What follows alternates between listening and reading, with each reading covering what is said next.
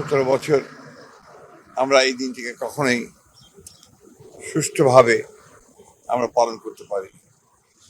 আমার এখনো মনে আছে, এখানে আমরা যখন একবার এসেছিলাম, পুলিশের গোলাগুলিতে আমাদের অনেক নেতা সেদিন এখানে আহত হয়েছিল।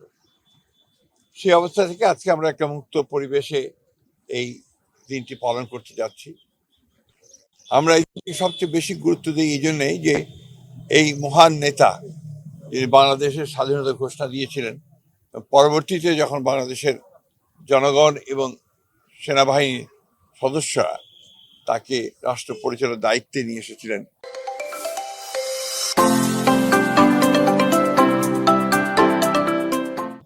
এবং জনগণের মধ্যে থেকে নির্বাচনের মধ্য দিয়ে তিনি যখন রাষ্ট্র পরিচালনার দায়িত্বে এসেছিলেন মাত্র 3.5-4 বছরের মধ্যে, এর মধ্যে তিনি বাংলাদেশের সমস্ত যে পুরনো যে ঘূর্ণিধরা ব্যবস্থাটাকে পাল্টে দেওয়ার চেষ্টা করেছিলেন। এবং একদিকে রাজনৈতিক সংস্কার, বহুদলীয় গণতন্ত্রের আবার পুনঃপ্রবর্তন, একদল শাসন ব্যবস্থা থেকে বক্সাল থেকে ফিরিয়ে নিয়ে আসা, অন্যদিকে অর্থনীতি একটা মুক্ত বাজার অর্থনীতি চালু করা ছিল আমাদের এই বাংলাদেশের পরিবর্তনের প্রথম ধাপ বলে আমি মনে করি। এবং সেই 3.5 বছরের মধ্যে তিনি একটা অভূতপূর্ব পরিবর্তন নিয়ে এসেছিলেন। যে বাংলাদেশে কে বলা হতো বটমলেস বাস্কেট, সেই বাংলাদেশ একটা সমৃদ্ধির দেশে পরিণত হয়।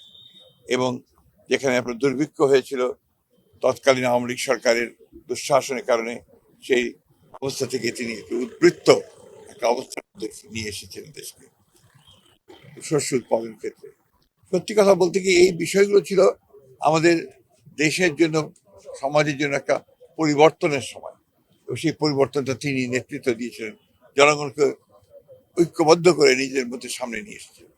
তাই আজকের এই দিনটি আমাদের কাছে এত বেশি জরুরি যে আমরা এই দিনটি বারবার স্মরণ করতে চাই, বারবার জনগণকে সঙ্গে নিয়ে যে আমরা অসাধ্য সাধন করতে পারি সঠিক নেতৃত্বে, সেটা আমাদের কাছে একটা অত্যন্ত জরুরি বিষয়।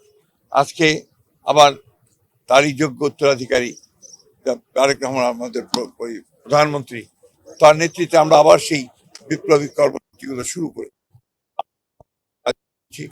আমরা উৎপাদনের কাজ করছি, আমাদের ফ্যামিলি কার্ড, কৃষক কার্ড, খাল কর্মসূচি বাংলাদেশে ইতিমধ্যে একটা আলোড়ন সৃষ্টি করেছে। আমরা তাই আজকের এই দিনটিকে বারবার করে স্মরণ করতে চাই, মনে করতে চাই অত্যন্ত গাম্ভীর্যের সঙ্গে, ভালোবাসার সঙ্গে, এবং অত্যন্ত গুরুত্ব দিয়ে যে এই দিনটি যেন আমাদেরকে সামনের দিকে এগিয়ে চলার পথ দেখায়। ধন্যবাদ। ভাই